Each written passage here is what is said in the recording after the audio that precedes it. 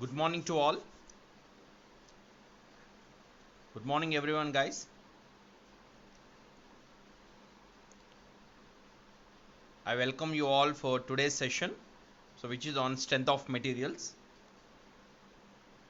So, in terms of competitive exams, right? So, we are going to discuss topics which are related to strength of materials. So, we are going to deep into content as well as the subject, so which is going to be useful to crack competitive exams like AE, AEE, JE, SSC, exams like that. Even I gonna cover topics which are related to even GATE as well. Okay. Good morning, Srinu. Good morning, Hanmant. Right. So let me start up with. So because it gonna be just like revising the basics of civil engineering. Okay. So in the previous class we have done with engineering mechanics. I think that fundamental is more than enough to further go to the strength of materials, right? So let me start up with the definition of a strength, and then we are going to discuss about the materials, right? And based on that, okay, so we are going to cover a few topics related to strength of materials, right? Okay.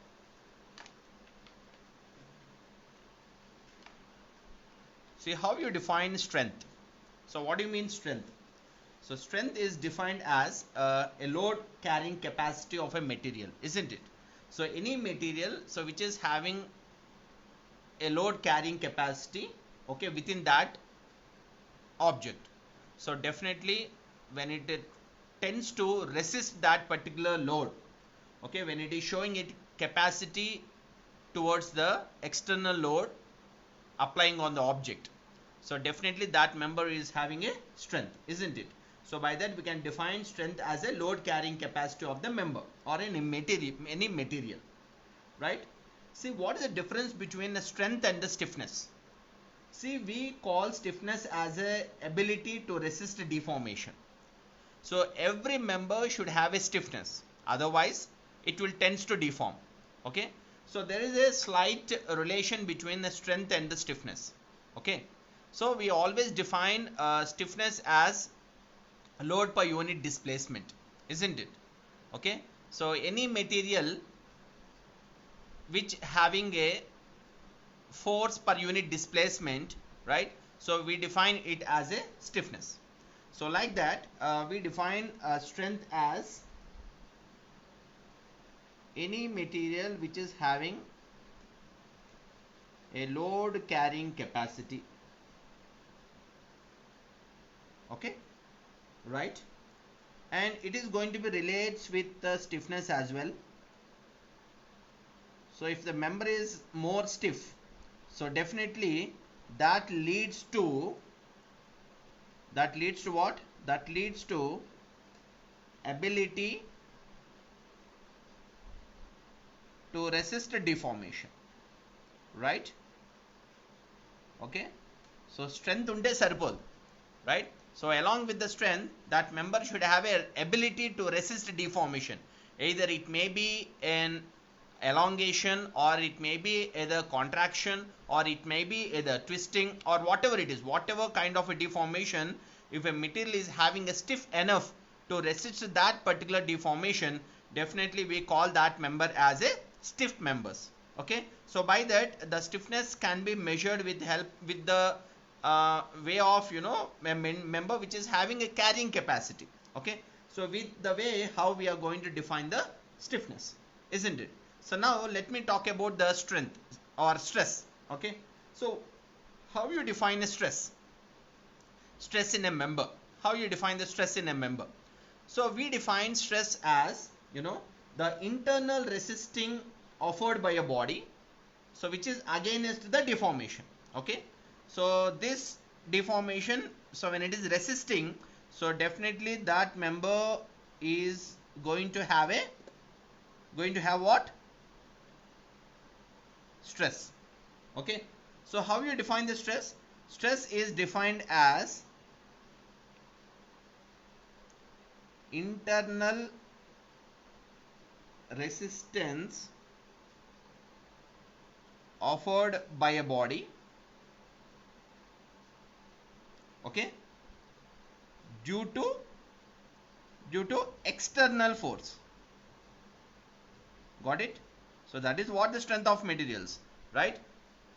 So we define strength of materials in terms of having a stress into that. So where the internal resistance offered by a body, so due to an external force against what? Against deformation. Against deformation. So when a material is having a tendency to control deformation by having an internal resistance within the member, so that by that we are going to call it as a stress. Got it? So that is how we are going to define the stress.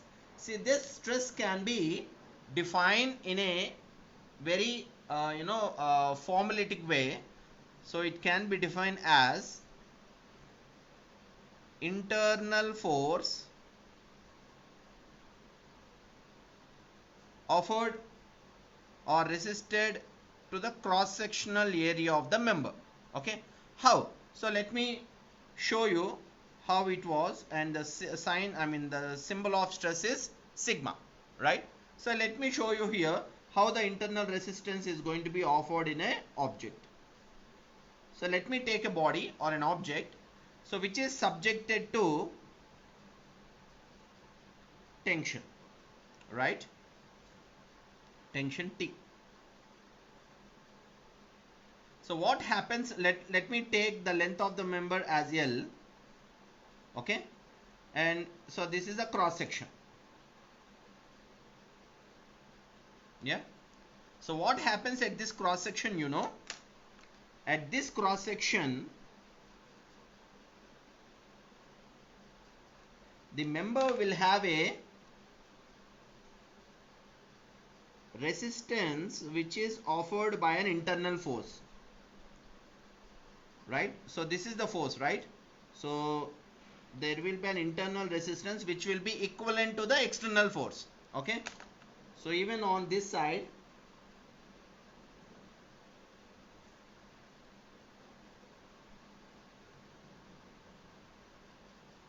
due to this external force, there will be an internal resistance which is offered by an external force. So this is what an internal resisting force.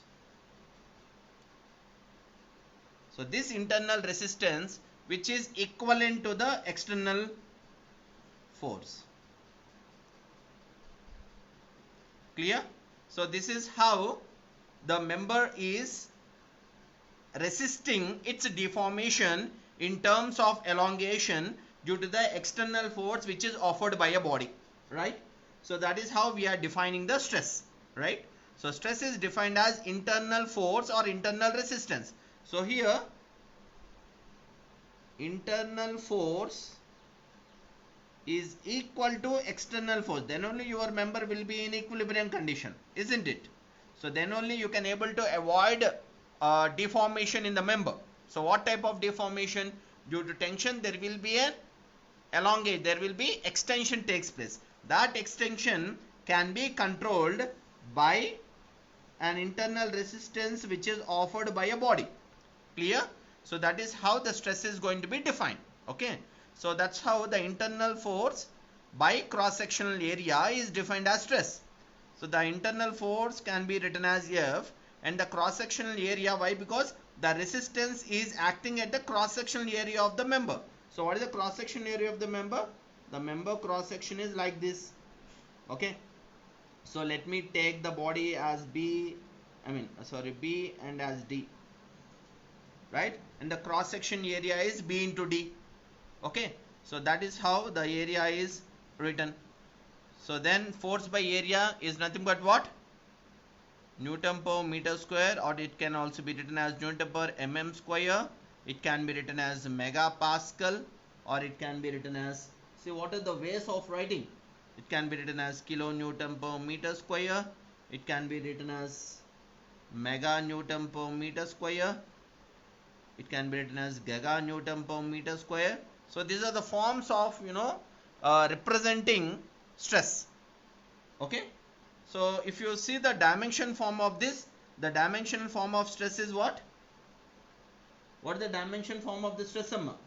The stress dimension form is force by area. It can be written as m L minus 1 T power minus 2.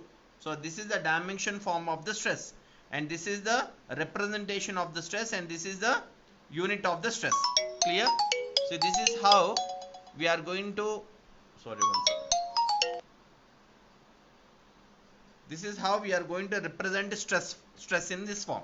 Okay, so now let me explain what are the different types of stresses available. Right, one second guys. What are the different types of stresses available? Okay, so just we will see what is the classification of the stresses now. So where we are focusing on the stress now. Okay,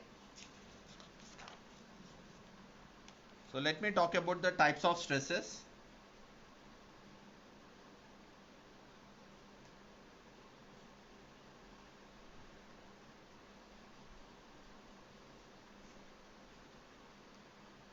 Sorry, types of stresses. Yeah, so basically stresses are classified into 5 types. Okay, what are they?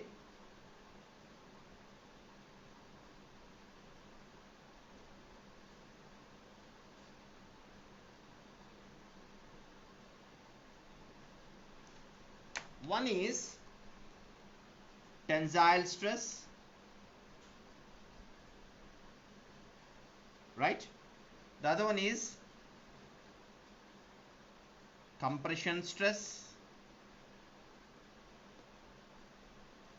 Third one is shear stress.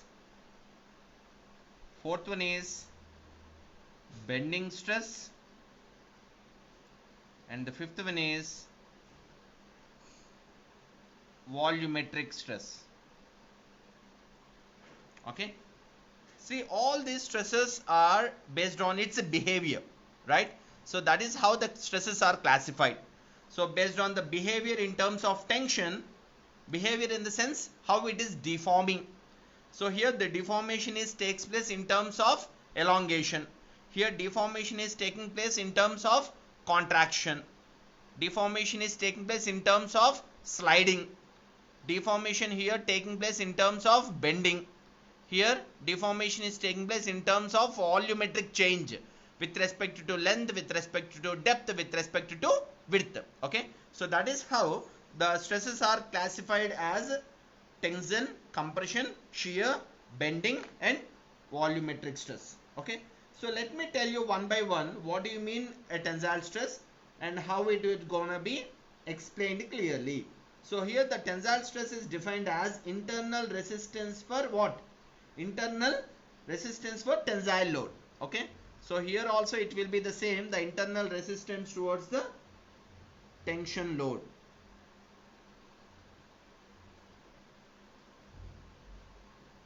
Internal resistance towards what? Internal resistance towards tensile load. Okay, so then how it gonna behave? So if the member is subjected to force P, okay, so the elongation will be in terms of expansion, right? So that is how the stress can be defined. So here the stress in terms of tension can be written as sigma T, which is nothing but load by area. What load it is? It is an internal resisting load. Why? Because external load is equal to the internal load. By that the internal resisting load can be written as P by A. So which can be defined like this. Right? Okay. Next, coming to compression. How can you write the compression? Compression is also same, internal resisting for compression load.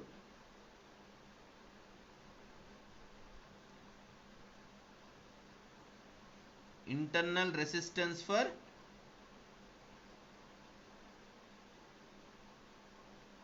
compression load. So let me take object which is subjected to compression. what happens? There will be reduction in its length like this. Okay, so this is defined as sigma c is equal to resisting compression load towards the cross sectional area of the body. Okay, so this is how we can define the compression stress. See,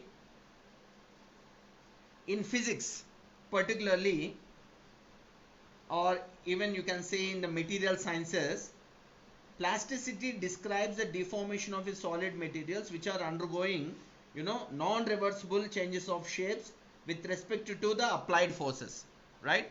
So based on the application of the forces, you can able to understand the member behavior. Okay, so that is a easy way of understanding the member behavior in terms of the application of the load. So now let me talk about the shear stress. So what do you mean shear stress? So here shear stress is defined as internal resisting with what? Internal resisting with tangential or shear load. Okay, internal resistance to the shear load. So what do you mean shear load? I will tell you one example over here. So where the member is where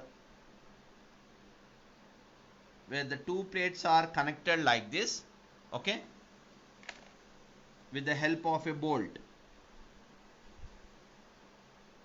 right? So plates are subjected to tension or any compression, whatever it is. By that you can see when the force is perpendicular to the axis of the bolt, right? So then your bolt will be fail under shear. Why? Because so this force is perpendicular to the axis of the bolt. So these forces are acting to the bolt in such a way that, so where they are subject, where your bolt is subjected to shear form.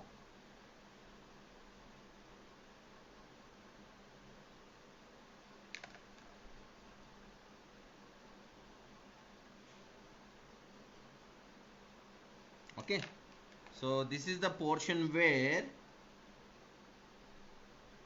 it will be subjected to shear. So shear always makes member to slide. Okay, so here we have to understand one thing. In tension, elongation takes place. In compression, reduction takes place. In shear,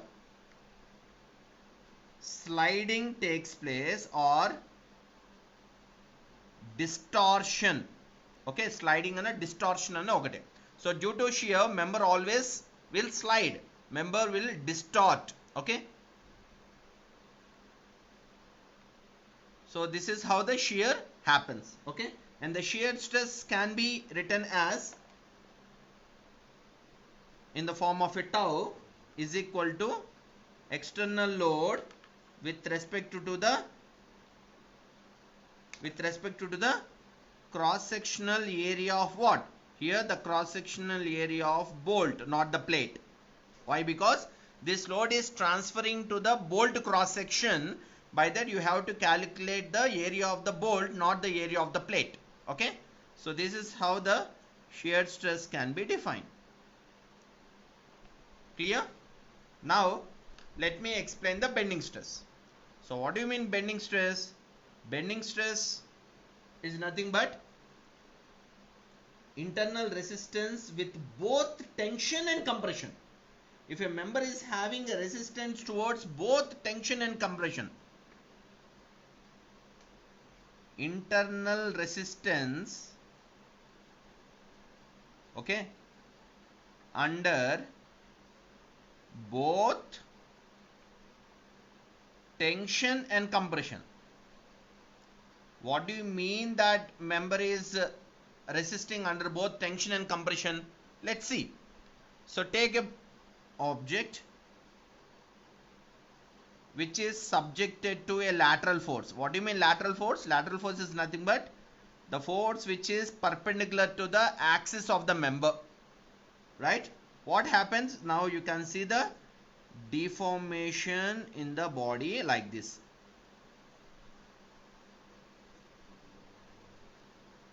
Isn't it? Okay. So what happens on the top of the, above the neutral axis, the top fibers are subjected to compression and the below the fibers are subjected to tension. So these are under tension and these are under compression, isn't it? Right? So when you want to avoid bending in the member, what your member should have? When you want to avoid bending in the member, your member should have a resistance towards compression above the fibers, above the neutral axis. It should have a resistance towards tension below the neutral axis. So by that, your bending stress is nothing but internal resistance under both tension and compression. Then only you can able to avoid the bending of the beam or bending of any member. Okay. So now the empirically it can be defined as sigma in terms of B is equal to M by Z. I will let you know how this bending stress was derived or defined. Okay. So when I am explaining the pure bending equation. Okay.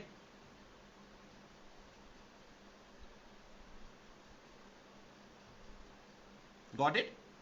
So due to bending stress, what happens to the beam? Beam will bend. Okay. Or deflect. Understood?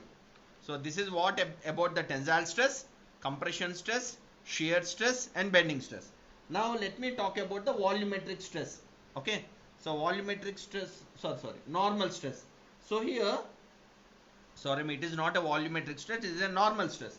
So normal stress in the sense, so which is internal resistance with the normal load. What do you mean normal load? A load acting perpendicular to the cross section. Either it may be a tensile stress or it may be a compression stress, or they both are called the normal stresses. Okay. So it is not the volumetric stress, it is a normal stress.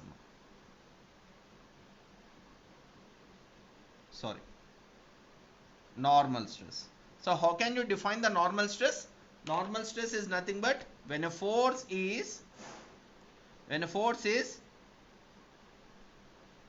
perpendicular to the cross section. That's it. Okay. So what are the forces which are perpendicular to the cross section? Tensile force is perpendicular to the cross section. Compression force is perpendicular to the cross section. By that, I can call tensile stress and compression stresses are both are normal stresses. Shear stress never be a normal stress. Why? Because your shear stress is not perpendicular to the cross section. Your shear stress is parallel to the cross section of the bolt. By that, shear stress never be a normal stress. Bending stress is not perpendicular to the cross section. Bending stress is perpendicular to the longitudinal axis, but bending stress is parallel to the cross section. So by that, these normal stresses are nothing but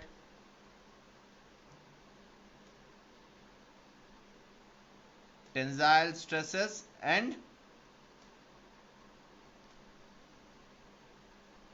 compression stresses. Okay. So tensile stress and compression stresses are going to be called as a normal stress. So why? Because these two stresses are perpendicular to the cross section of particular object or cross section area of the object. So by that, these two are called the normal stresses. Understood? So this is what exactly about the types of stresses. Understood? Right? Okay. So these are the stresses. Every stresses are these are the only stresses which are available. Okay. So I can define you later on what do you mean the principal stresses and strains. Okay. Let me talk about the general information of the stresses clearly. Right. So now let me explain about the strain and what are the types of strains available. Okay.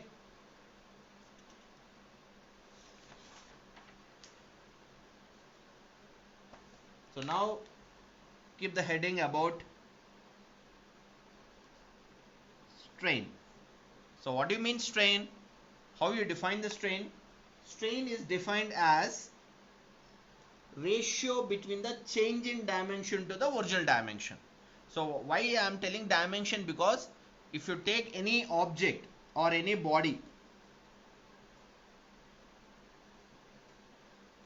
okay, it will have a length, it will have a width, it will have a depth, isn't it? Okay, so when this body is subjected to load, right, so what happens? So this body will change in its dimension. It will change towards its length, it change towards its width, it change towards its depth, isn't it? Right? So even you can take even a circular body also.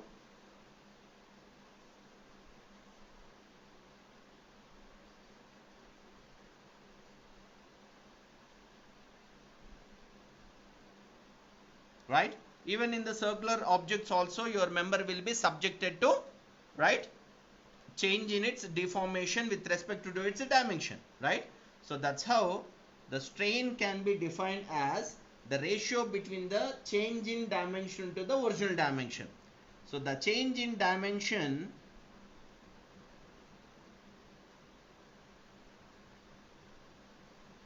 it might be in terms of length, it might be in terms of breadth, and it might be in terms of height,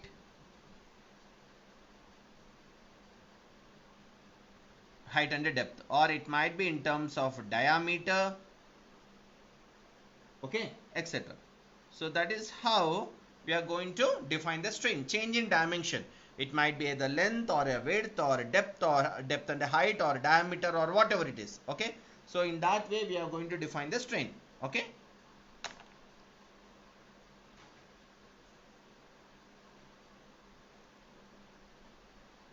Ratio of change in dimension, okay, to original in dimension. That's it, right? And it can be defined with a symbol called epsilon, right?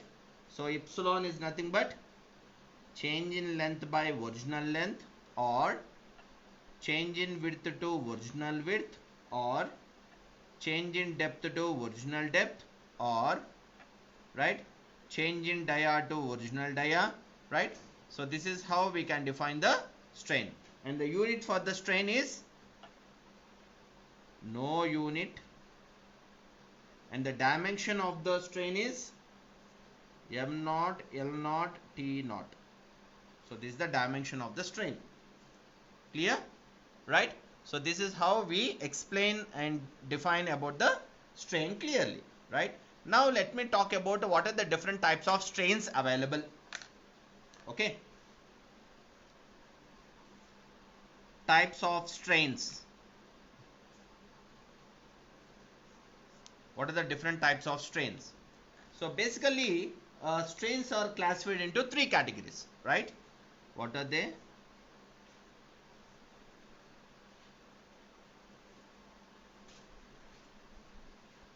They are, first one, longitudinal strain. It can also be called as a direct strain. Okay, and the next one is shear strain, and the last one is a volumetric strain.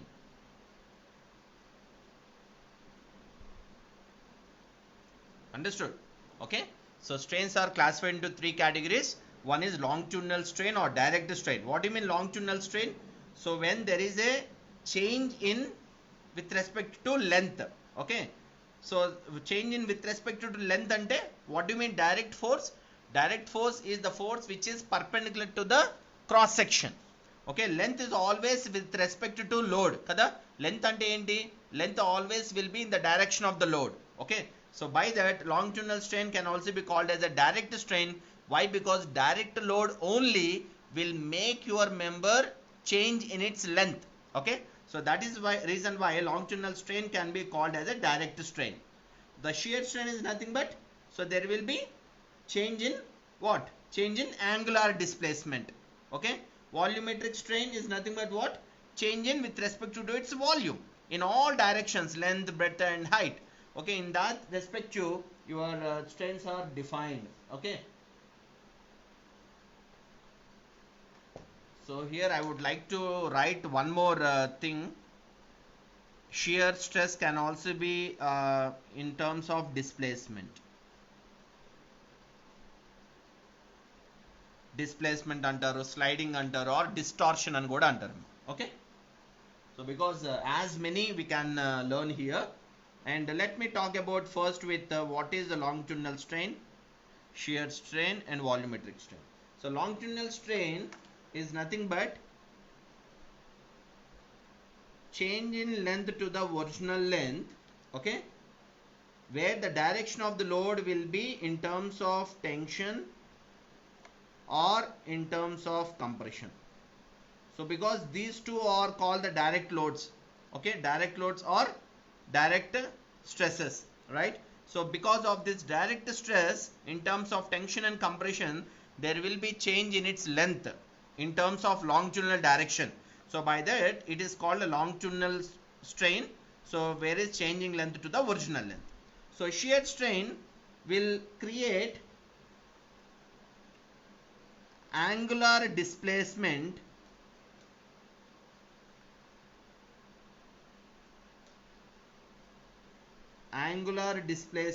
due to shear force. Okay, so the angular displacement can be represented as pi is nothing but changing length with respect to height. Okay, so don't mind, I will try to draw the pictures also for all of them, right? So this is what the angular displacement. And coming to the volumetric strain, so volumetric strain is nothing but volumetric displacement or volumetric change, I can call it as. Okay, so it can be defined as epsilon v with respect to the change in volume to original volume. What is change in volume? Change in length, change in width, change in depth. The summation of all these three is nothing but the change in volume of the member. Okay, so let me draw the pictures of them and how they are going to be. So in longitudinal strain, what happens, let me take a body or an object. When it is subjected to tension, so there will be change in its length, isn't it? So this is called changing length and this is called original length, right? In the same way, when a body is subjected to compression, so there will be reduction in its length. Okay, so this is the changing length and this is the original length, right? Okay, so coming to your angular displacement, angular displacement is nothing but what? In shear, always members are subjected to sliding. So what happens in sliding? If you take an object like this, when the forces are acting on the surface, okay, in this way, so what happens? There will be distortion takes place in this way, right? So this is the height of the member, height of an object, right? And this is the shear stress which is acting on the surface of the body, right? So what happens due to this? So there is a distortion takes place which we called as an angular distortion, right? So here where the member is changing? The member is changing in its length. So this distortion is happening with respect to the angular displacement, isn't it? Without this angle you can't see the you can't see the displacement, right? So this displacement is occurred due to angular displacement with respect to height. So this height only kada, it is displacing like this with respect to angle. So by that, changing length to with respect to height is nothing but the angular displacement. Okay, so this is how we are going to define shear strain clearly, right? So these are the strains which are going to be learned in strength of materials.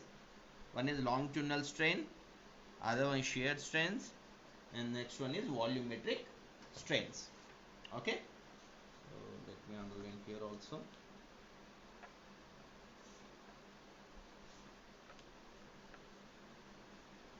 Right, clear, understood?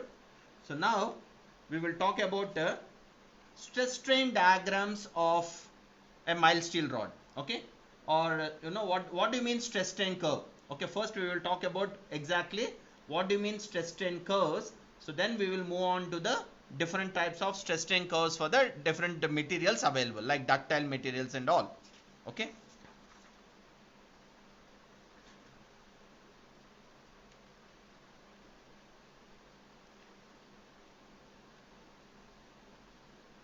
stress strain curves. What do you mean stress strain curves? See, stress strain curves can be drawn by using a universal testing machine, isn't it? Right? So how can we draw the stress strain curve by using universal testing machine? So based on application of the load in terms of a direct load. When a member is subjected to direct force, like where the force is perpendicular to the cross section of the member. Okay, so with respect to that, you can able to draw the stress strain curve of different materials available, like ductile materials or brittle materials, like that. So here, to measure the extensions of that particular member, they are going to be used extensometers to measure the extensions of the member. The extensions, it can be measured either in terms of elongation, or they're either in terms of reductions. Everything they can able to measure over here. So here, stress strain curves can be drawn by using universal testing machine. So because this is an equipment which is used to draw the stress strain curve when they are tested for an engineering materials, right? So to measure the extensions of the member, we are going to use extensometers. So why? Because extensometer is a device used to measure extensions. That extensions, it might be either elongation or it might be either reduction of extensions. Okay, so these are going to be derived over here. So here, these extensions can be written like this, where stress can be defined as load by area, strain can be written as change in gauge length by original gauge length, right? And the gauge length can be measured with the help of an extensometer or some kind of empirical formula as 5.65 root of A. Very, very, very important. The gauge length can be measured as 5.65 times root of cross sectional area of the member. Okay, so it always depends upon the cross sectional area of the member, right? So that's how you can able to measure the gauge length of the member, right? Okay, understood. So why? Because here the gauge length is going to be measured with respect to a dia or with respect to the cross sectional area as well. So it only depends upon the cross sectional area. So by that, as per universal testing machine, the relation between engineering stresses and actual stresses can also be measured. Okay, so I can write here the important note: as per universal testing machine, the relation between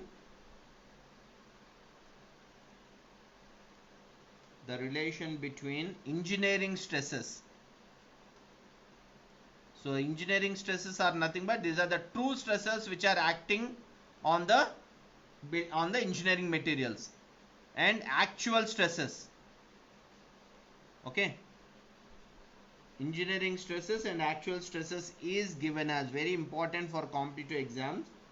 It is given as sigma A is equal to sigma naught of 1 plus or minus epsilon this. So this is a relation between stresses of engineering end and actual stresses. Okay, so that is how the stress strain curves can be easily defined. Clear? Right? So now let me talk about the Hooke's law. So by that we can able to define the stress strain curve for the different engineering materials available. Okay.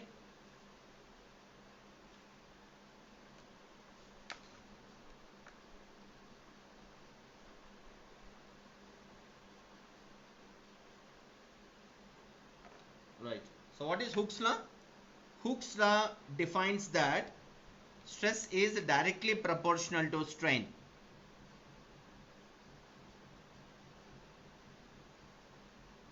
Okay.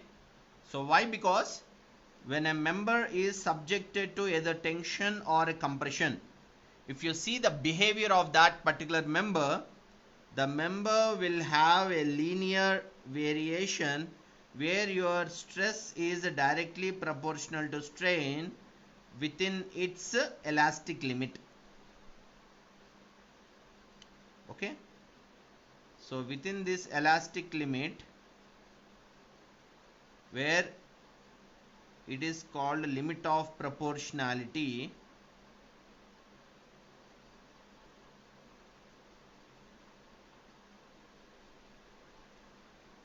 okay, so your stress is directly proportional to strain, right? So this stress, when the stress is directly proportional to strain, because if you find the constant at any point in between this linear line, the constant is represented as E, so which we call it as an Young's modulus. Okay, so Young's modulus is nothing but stress by strain. Understood? So stress by strain is defined as a, so here the Hooke's law stating that your stress is directly proportional to strain with respect to the linearity of the member, so where it is subjected to the constant. So now I will explain you what are the different elastic constants available also. Okay, so based on that we can able to relate a lot of relations over here. Okay, before that let me explain you the stress strain curve of the different materials available. So first let me explain the stress strain diagram for the ductile materials, then after we can discuss more about the Hooke's law and all. Okay,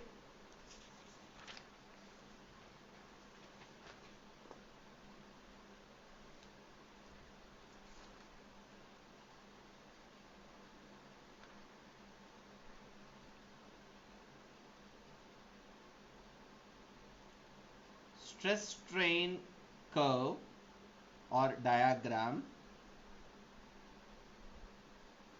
for ductile materials.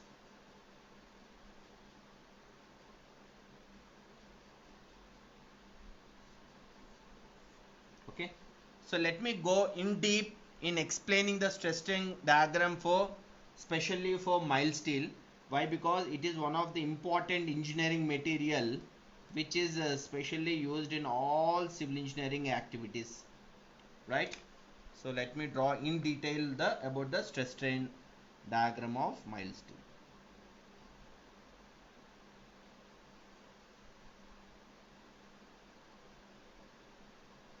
Okay, so if you see the curve,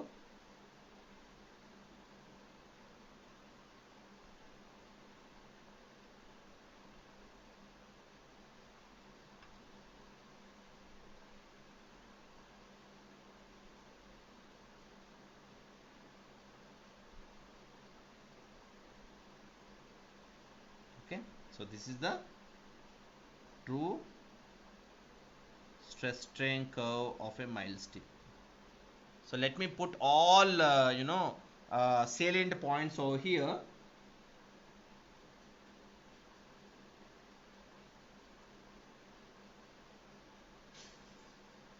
So this is very important. So let me put all different zones over here, okay, to explain better about stress strain curve.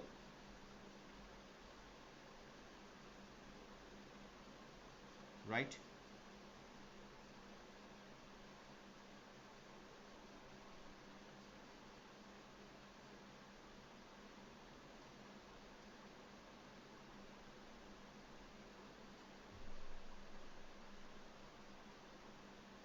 See, sometimes you may see the graph like this.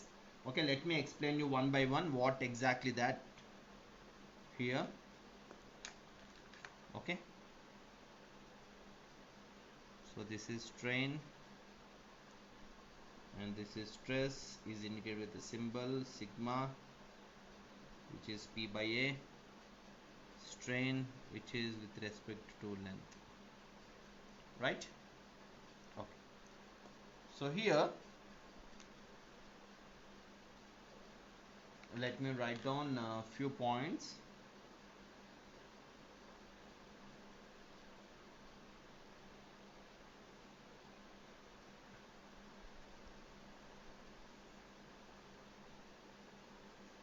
Yeah, see why I am not indicating the upper yield point of the member.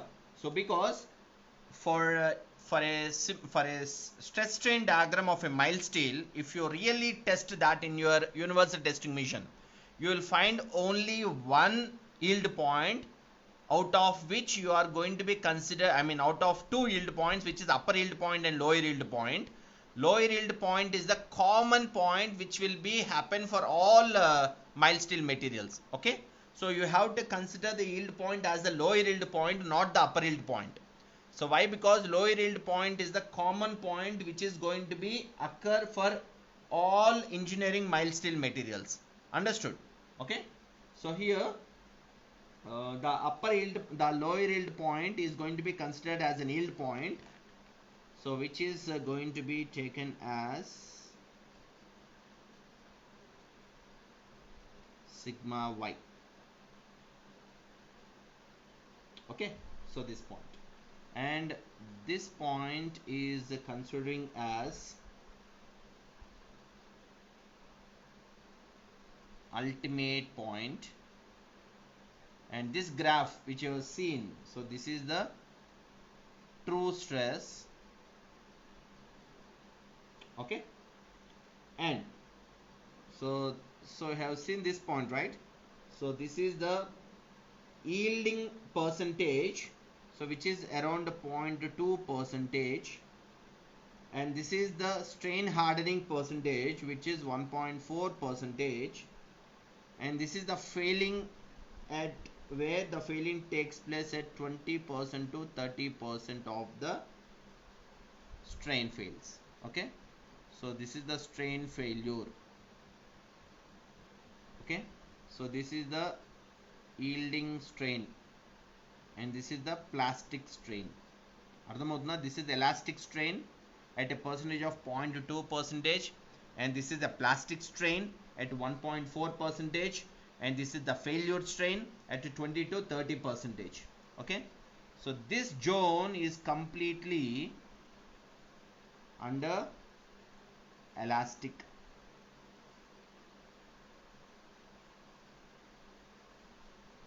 and this zone is completely under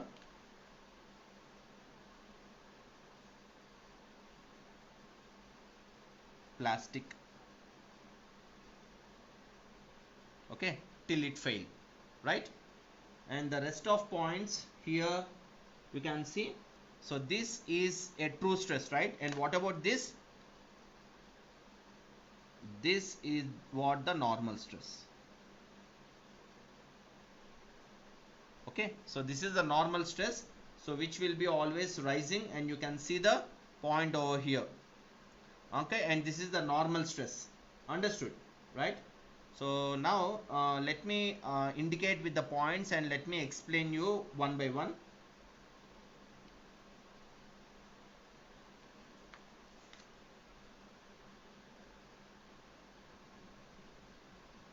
So let me put a points over here, and let me explain you the these things.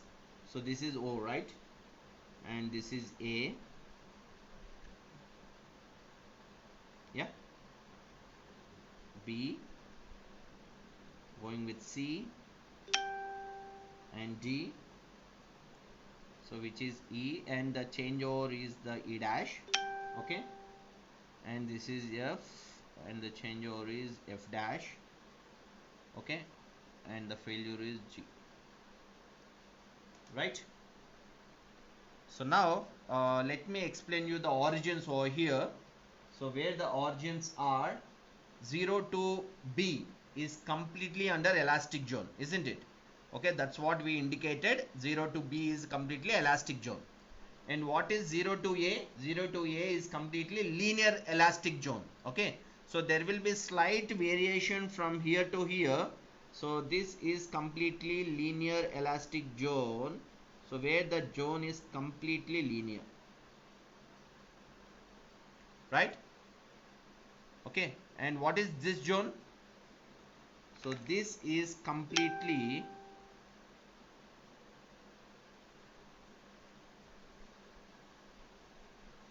what is this?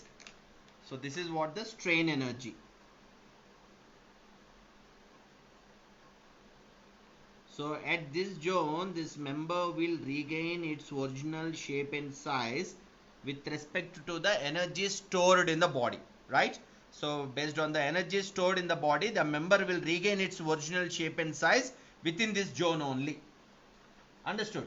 And the next one, AB is non-linear elastic zone. Okay, so till this point it will be linear elastic, and from A to B it will be non-linear elastic. Clear? Okay, so by that you can see in the limit of proportionality is, so you can see one linear elastic zone and another one is non-linear elastic zone. And next one from B to C, which is changing from elastic to plastic zone. Clear? From B to C you can see the changeover of elastic to plastic. So from C to D you can see the yield zone. So this is the yielding zone, which the changing over is taking place from upper yield point to lower yield point, right? And from D to E, so this is the plastic zone, completely it is under plastic zone. Okay, so their complete elongation is taking place without increase in stress. There will be only increase in strain.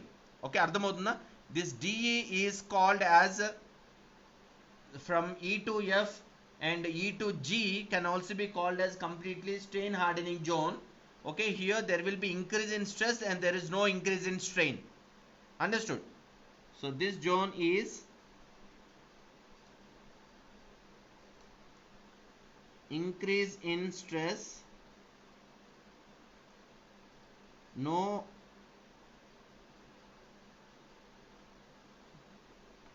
sorry, increase in strain,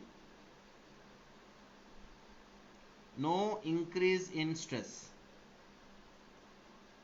Clear? So there will be only increase in strain without any increase in stress. Okay, so by that this also will comes under the plastic zone, and from here to here this is completely strain hardening zone. Okay, so this zone is completely strain hardening zone,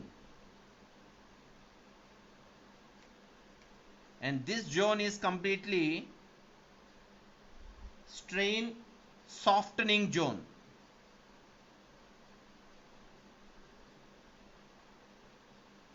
Clear? Right? So completely this will be the major plastic zone. At this stage you can see the strain hardening zone, and at this stage you can see the strain softening zone, right? So this is how the stress strain diagram of mild steel is particularly clearly mentioned. So by, if you want to speak about the points, so here O is the origin and A is the limit of proportionality where your stress is directly proportional to strain, and B is the elastic limit, okay, from where it is starting the, okay, starting its point to go to the plastic zone, and C is your upper yield point and D is your lower yield point, right?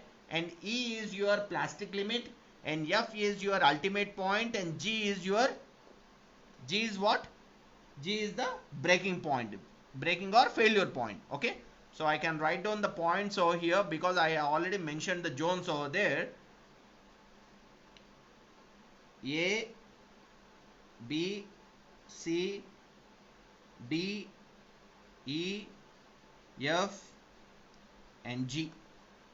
Okay, so let me write this over here. So what is A? A is the limit of proportionality. or proportionality limit anachama.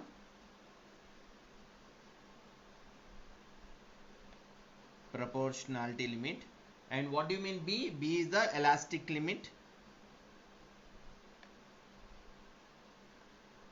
And what is C? So C is the upper yield point.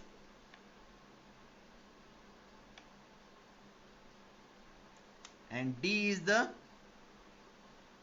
lower yield point. And what is E? E is the plastic limit. What is F? Ultimate point. And finally G is a breaking point. Breaking or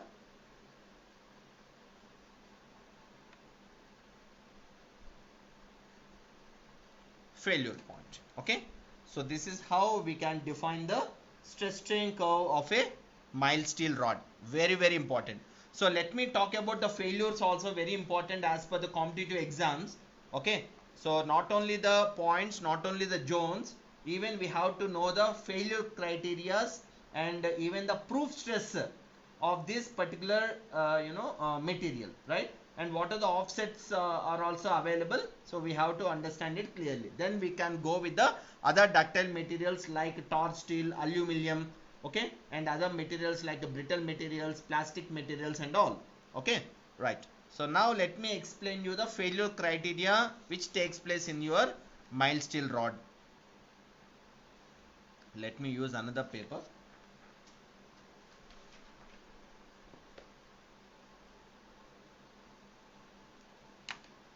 Failure criteria.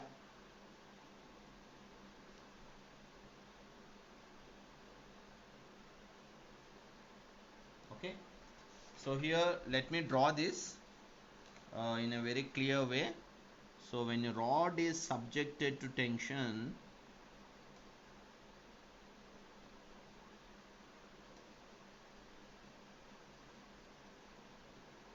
okay,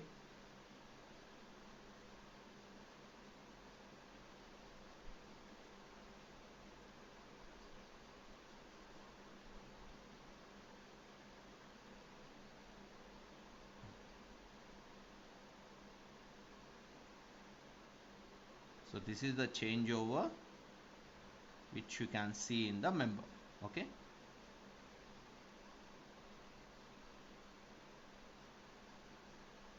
yeah, under tension.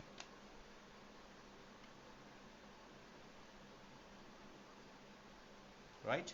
Okay.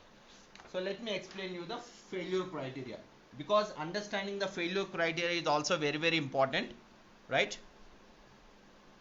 So let me explain you the clearly.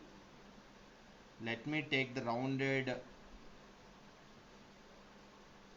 circular rod which is subjected to tension. Okay, so how you can see the failure in the rod? The failure on the rod will be takes place like this. How?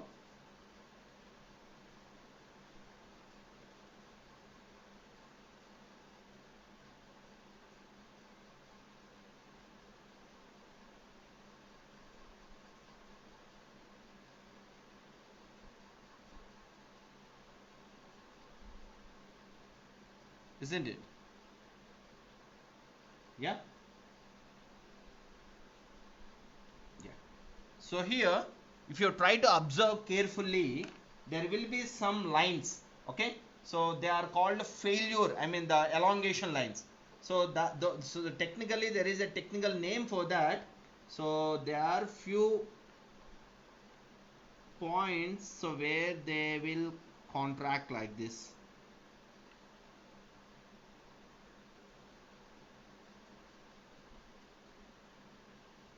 Please try to remember. So these lines are called Luder lines. Under with me, L-U-U-D-E-R. Okay, Luder lines. Okay, so if you see the specimen after breaking, How can you see the specimen after failure? You can see half of the specimen which will be like this,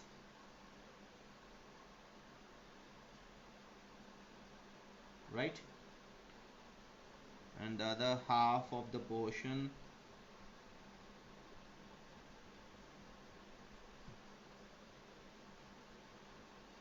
you can see in this way, right? Yeah.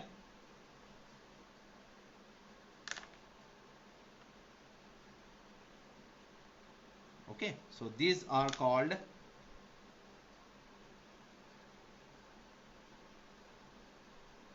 cup and cone failure under root. Cup and cone failure.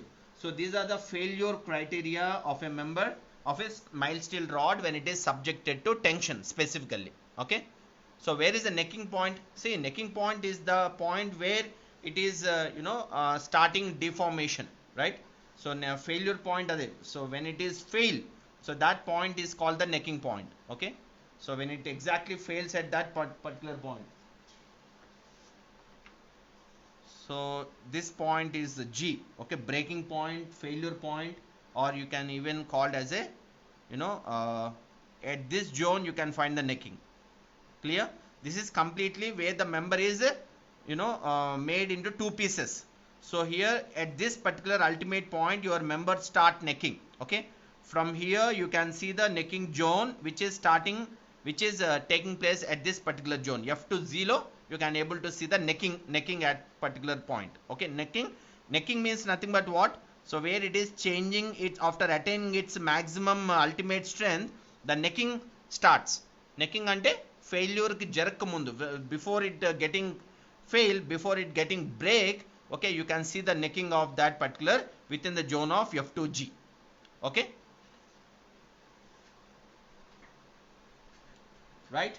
And now let me explain you about the proof stress of the member. So what exactly the proof stress and why it is so important for mild steel rod?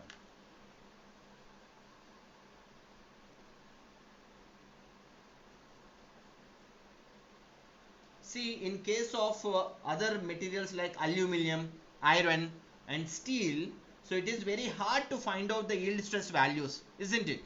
So for locating the yield stress values, offset method is going to be adopted to measure the yield stress of the other materials, okay, which are like, aluminum, iron and steel. So that is how the proof stress is very important to understand. So where exactly the yield stress values will attain, okay, based on the value of the proof stress. Okay, so let me draw the proof stress. Why? Because stress strain curve for the mild steel is an idealized stress strain curve. So you can able to observe all different zones only in mild steel rod. So you can't able to observe yield point and yield point particularly in the other ductile materials like aluminum, steel and other iron. Okay, so why? Because as it is very hard to identify the yield stress values, and locating the yield stress values, so definitely we have to go with the offset methods to calculate what is the yield stress values of the other ductile materials. For locating that offsets, so I am drawing the proof stress of those materials. Okay, so let me draw how it is going to be.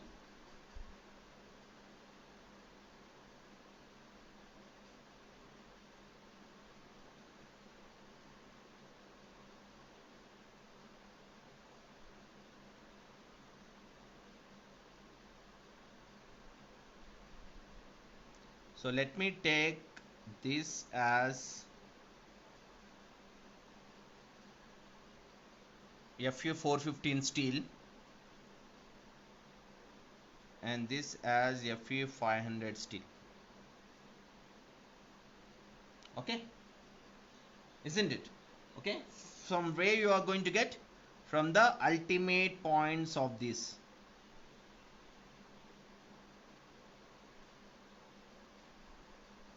Isn't it? So this is the point where you are going to get the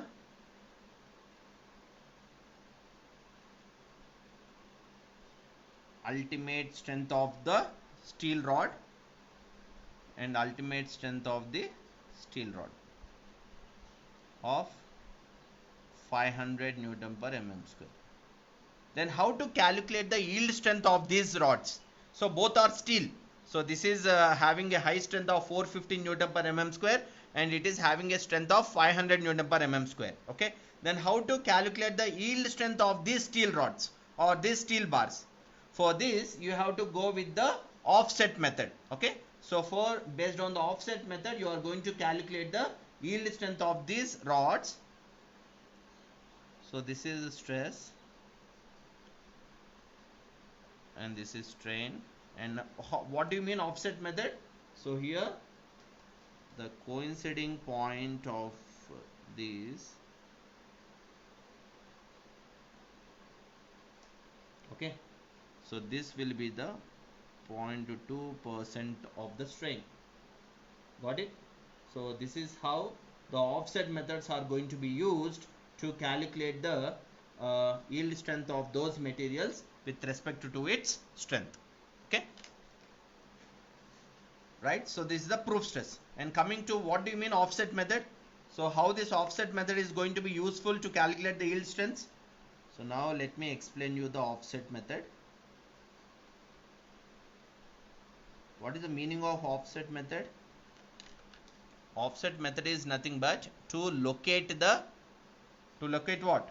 To locate the yield point of other ductile materials. Okay, offset method, it is used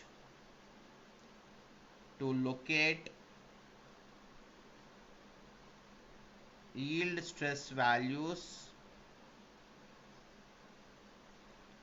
of other ductile materials.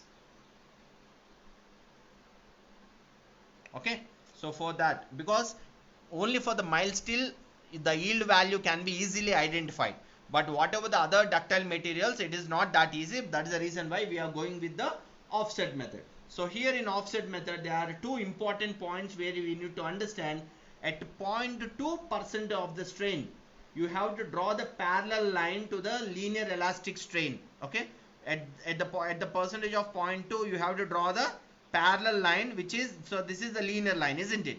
So you have to draw the other line exactly at the 0.2% of the strain, so which is parallel to the elastic strain, the line where it meets the curve. That corresponding stress values are known as the proof stress or yield stress values.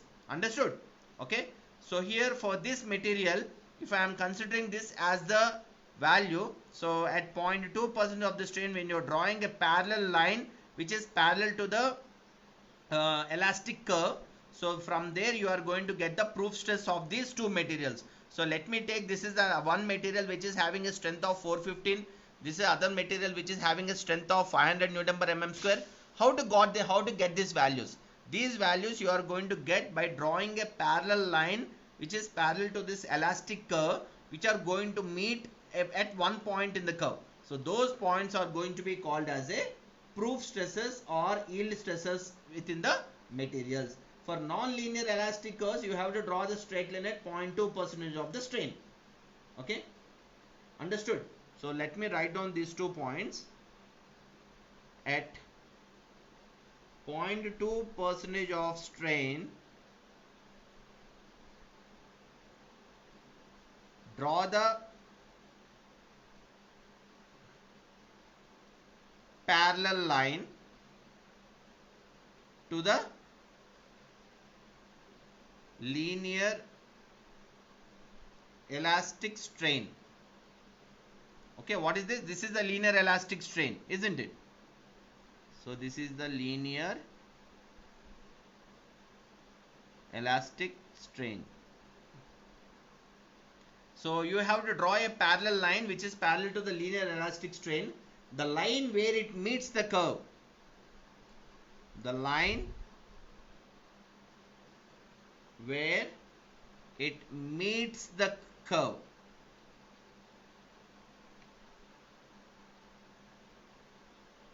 Okay, so that corresponding stress values, that corresponding stress values are known as are called proof stress values. Proof stress or yield stress values. Understood? For linear elastic strain. So for example, if for non-linear elastic curves also you have to draw the straight line, okay, at 0.2% of the strain. So you are drawing a parallel line for the linear elastic curve. If the curve is non-linear, non-linear means curve is something like this. Let me draw that also, okay. So if the curve is like this,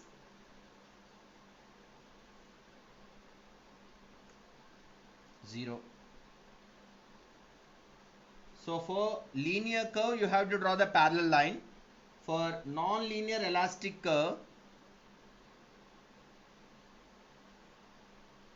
okay, so what you have to do, so where your curve is non-linear, so there is no linear at all, so this is non-linear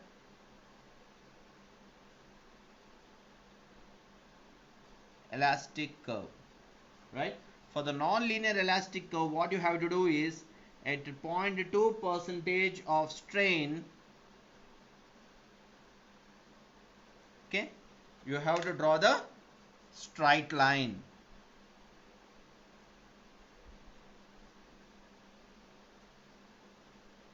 Clear? Right? For what? To identify the proof stress value.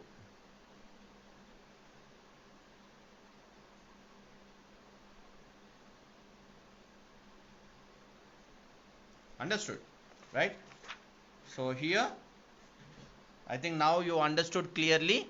So this is the proof stress where you can identify for the linear elastic curves, linear elastic strains, right? So for the non-linear, how you are going to identify the proof stress values? For the non-linear, you are going to identify based on the proof stress values by drawing a straight line, okay, for the curve. Understood? So this is the straight line. And what is this? So this is the parallel line.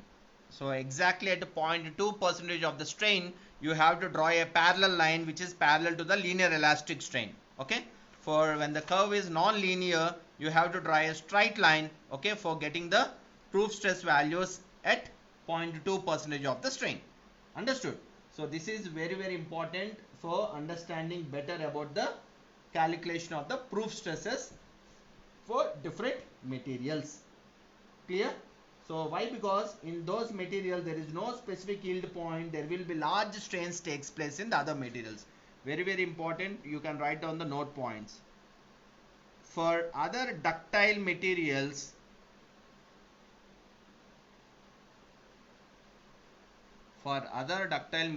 like steel, copper, brass, aluminium, okay, so what happens, you know, for this kind of materials, no specific yield point. And one more thing, very large strains will be taken place, right? So for the other ductile materials, there will be huge, you know, there is no yield point. For getting for identifying this yield point only, you have to go with the proof stress with the help of what? With the help of offset method. So this is the takeaway what we are supposed to understand from the proof stress. Clear? So why? Because for the other ductile material there will be huge strains and there is no specific yield point. For that we are going with the proof stress with the help of the offset method. Understand? Right? So this is the way what we need to understand from the proof stress. Okay. So now let me draw the stress strain curve for brittle materials. How it gonna be, right?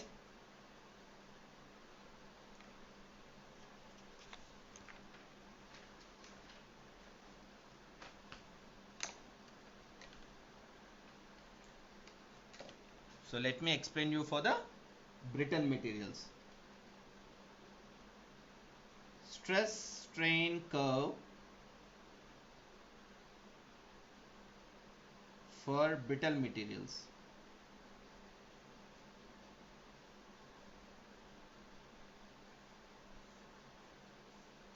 Okay, so how it will be? So let me draw two graphs over here. So this is stress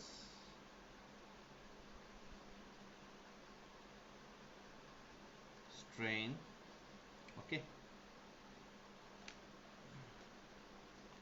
so the highest member which is having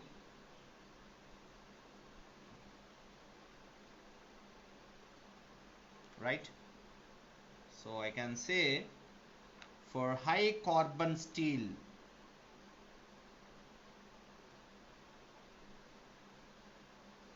it will have more compression strength. Why? Because brittle materials will have more compression strength. Okay, coming to your ductile materials, ductile materials have more what? Tensile strength. So because after completion of this I am going to talk about the mechanical properties. There you can able to understand about what is the ductile material, what is brittle material and all. Okay, right. So here the materials that fail in tension, as these materials are very good in compression, any material when it is fail in tension, those materials are called brittle materials. Okay, brittle materials are very good in compression, they will fail under tension.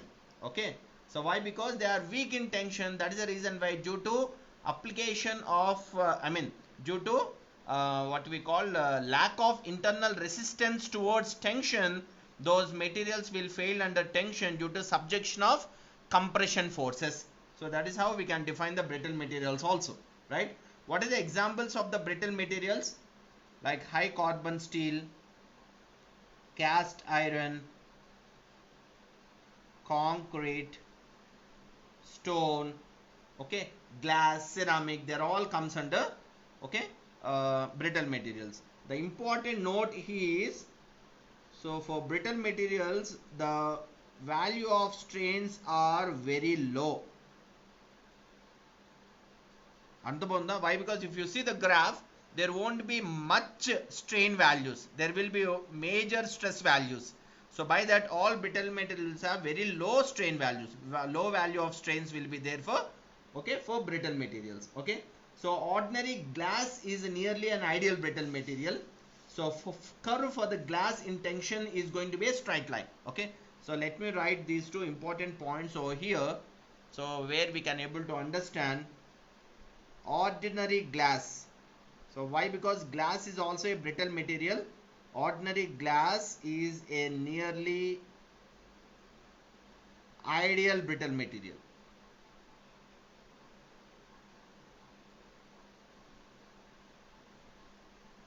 Understood? And if you see the curve for the glass, curve for the glass in tension is going to be a straight line. Okay, understood? So it is going to be a straight line. Why? Because in glass you can't see any kind of stress, sorry, any kind of strain. Have you seen anywhere where the glass is going to have a elongation? No. So your glasses won't have an elongation. By that, the curve for the glasses are going to be a straight line. Okay, and let me explain you how to identify the yield strain values and yield failure values, the strain yielding and strain failure of the brittle materials. Okay, let me see over here. So let us take this is a curve. So at this point you can able to identify a strain yielding at a percentage of 0.2 percentage, isn't it? What do you mean 0.2? 0.002, right? What happens at end, you know, you will have the strain, so which is going to be a failure strain. So this failure strain is going to be occur at 0.35 percentage, which is 0.0035. Okay, so at this failure you can see the first crack in the material.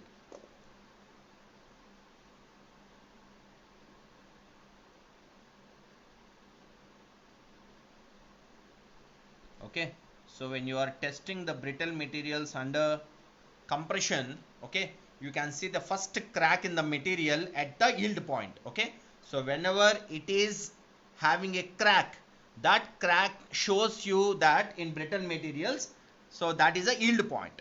After cracking, so this is your ultimate point.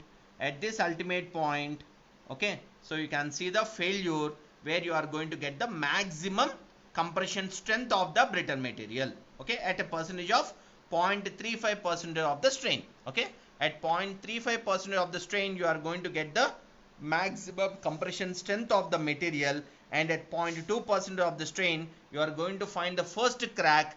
By that you can able to say that your material is at yielding. Okay, yield point దగ్గర you can able to, I mean the yield point you can able to identify by observing the first crack in the brittle material. Okay, by observing the crack you can say that point is the yield point at a percentage of 0.2 percentage. Okay, so in case of brittle materials, offset method is used to find out the first crack in the material, right? So here the offset is method, this is what called as an offset method, right? So here this offset method is going to be useful.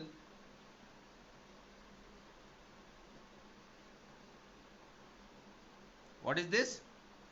So this is called offset method. So this offset method is going to be useful to identify the first crack in the material. Understood? So for identifying the first crack in the material, you can able to use the offset method. So in ductile materials, why you used offset method? In ductile materials, you used offset method to identify the proof stress or yield stress of the material for both linear curve and non-linear curve. But here in brittle materials, this offset method is going to be used to identify the first crack in the material. So based on that, at yielding point you can see the first crack, and at a failure point you can see the ultimate strength of your brittle material. Understood? Okay, so this is how you can able to define the stress strain curve for brittle materials and ductile material. Okay, and let me tell you one important, so here very important point. The rubber is a brittle material. Many of you may think that rubber is a ductile material. No, rubber is a brittle material. The difference, how you can differentiate the ductility and brittleness, you know, in brittle materials, members never undergo permanent deformations. Understand? In brittle materials, members never undergo permanent deformations. In ductile materials, members will undergo permanent deformations. Any member which is not undergoing any kind of permanent deformations, those members are comes under brittle materials. Okay, so I can write it down clearly here. Brittle materials never undergo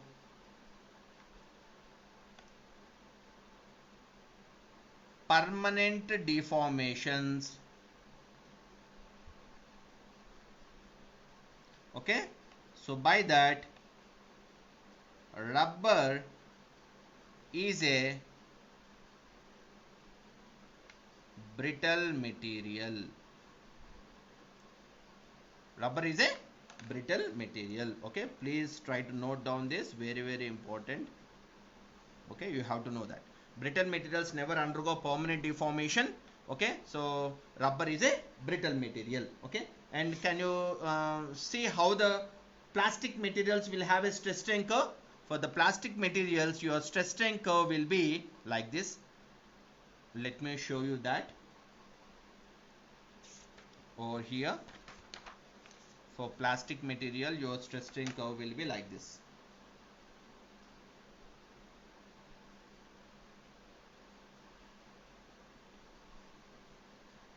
Okay, for plastic material, your stress strain curve will be horizontal straight line.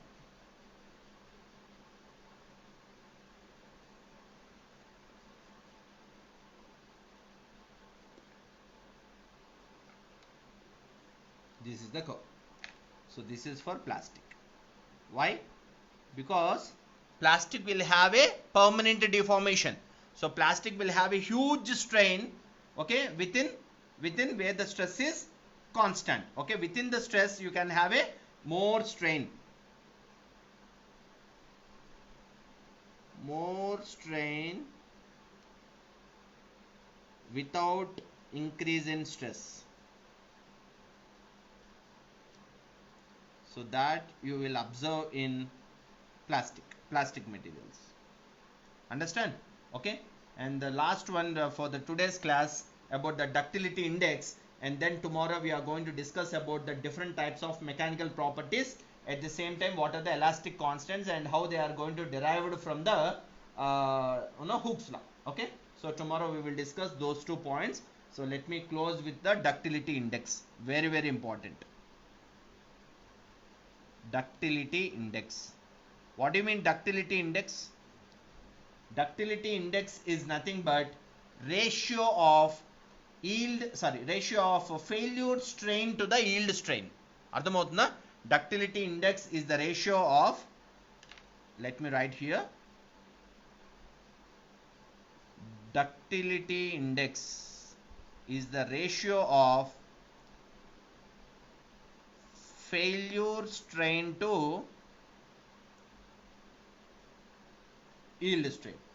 Okay, so let me tell you what is the ductility index for brittle materials and ductility index for ductile materials. Okay, so I think you all know for brittle materials and ductile materials the yield strain will be occurred at a percentage of 0.2%, isn't it? And the failure strain is going to be occurred at 0.35%. Like that, the ductility index for brittle materials will be 1.75, and ductility index for ductile materials will be in the range of 100 to 150. Very, very important. Okay, these are for brittle materials. This is the ductility index, and these are for ductile materials.